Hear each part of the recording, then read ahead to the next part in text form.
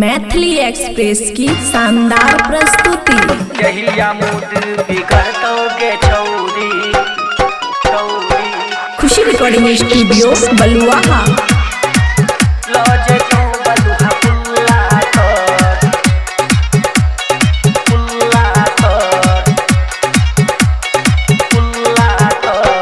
Jeans पहिर के घूम छौरी जिला सहरसा के छौरा हजर जिला सहरसा के छौरा हजर जिला सहरसा के छौरा हजर गई जींस पहिर के घूम छौरी जिला सहरसा के छौरा हजर जहिया मूड बिगड़तोगे छौरी लॉज तो बलुहा पुल्ला तर जहिया मूड बिगड़तोगे छौरी लॉज तो बलुहा पुल्ला तर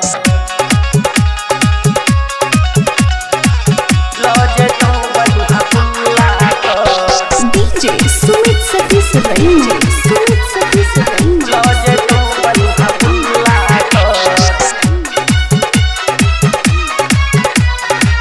लॉज तो बलुहा पुल्ला तर पापो साइकिल गे तोरा पर है जय छे सखिया जर बापो डालको साइकिल गे तोरा पर है जय छे सखिया जर सब छौरा के लाइन मारे छे फायर दे तो जवनिया तोर। खुशी रिकॉर्डिंग स्टूडियो बलुआहा। लॉज तो बलुहा पुल्ला तर